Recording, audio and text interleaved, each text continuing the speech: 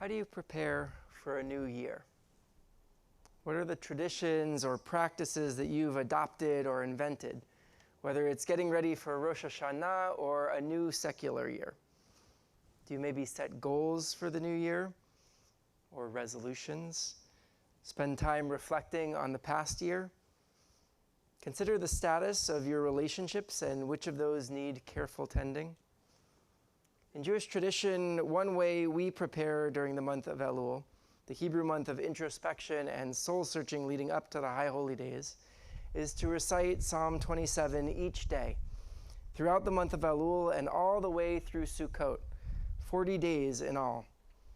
While one explanation for the connection between Psalm 27 and this holiday season might be the appearance of important symbols like the sukkah and the truah call of the shofar, in the Midrash to the Psalms, the rabbis connect the first verse of this psalm, Adonai is my light and my victory, to Rosh Hashanah and Yom Kippur.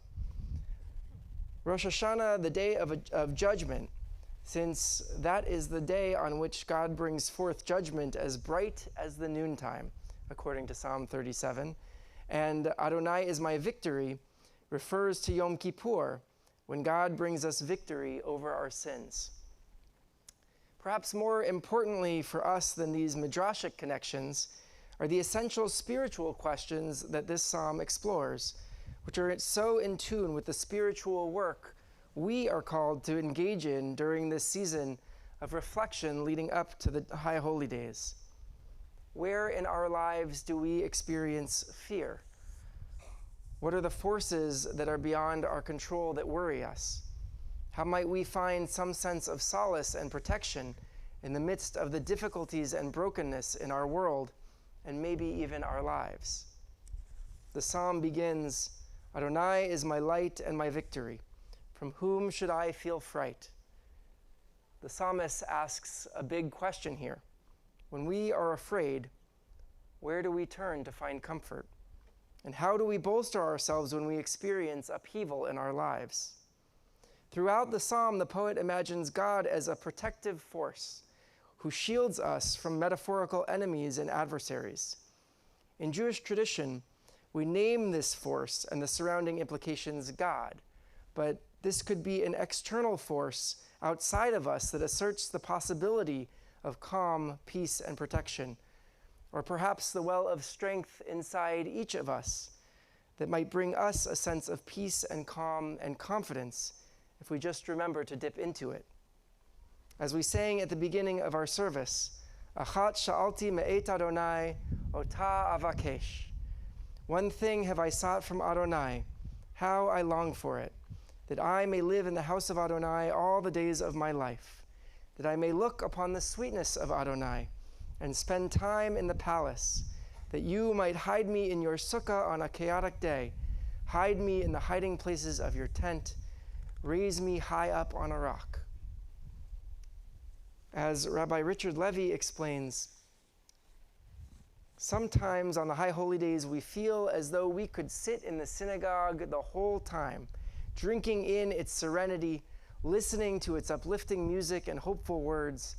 But we know that the challenge of this season is to emerge from the majesty of the palace, from the intimacy of God's sukkah, from the rousing tones of truah, and carry the majesty, the intimacy, and the aroused awareness into the world outside the synagogue, seeking God's presence in the hurly-burly of life, throwing up a sukkah in every corner of the world we inhabit, striving to make the goodness of God apparent not only to our own eyes, but to those we love, and even those we perceive as our enemies as well.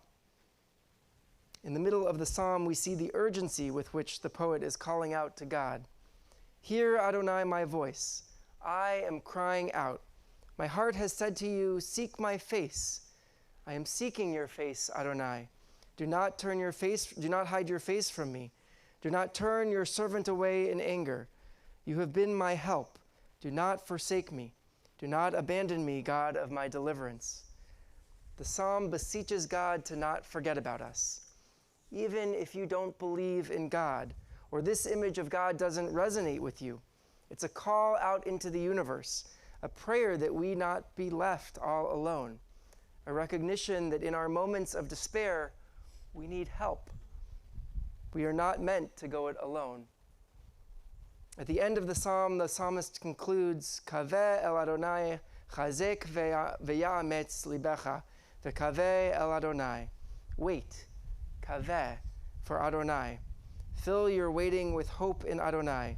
Let your heart be strong and of good courage, and wait hopefully, kaveh, for Adonai.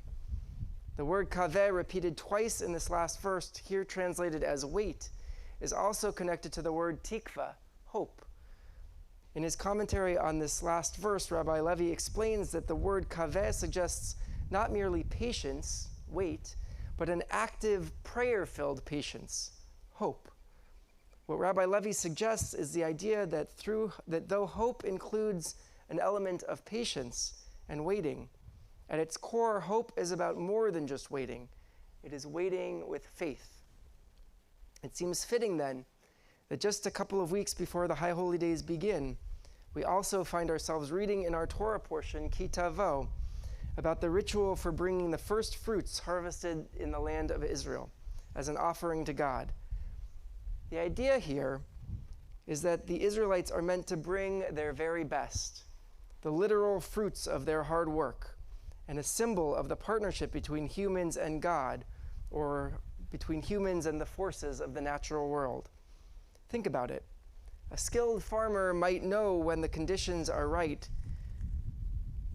for planting and sowing seeds. I knew the word was planting. For planting and sowing seeds.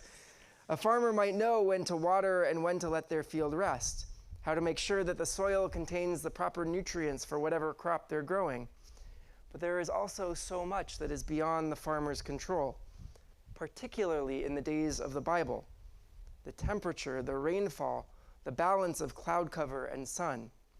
In the end, some measure of faith is required in even engaging in the act of planting a seed. Faith and hope that things will work out, that the seeds will grow and yield a plentiful crop. And so it makes sense that, as the Israelites prepare to enter this new land, this ritual of bringing the first fruit gains prominence as the way in which they demonstrate their gratitude, giving thanks to this force they call God, an idea that encompasses everything that is beyond their control.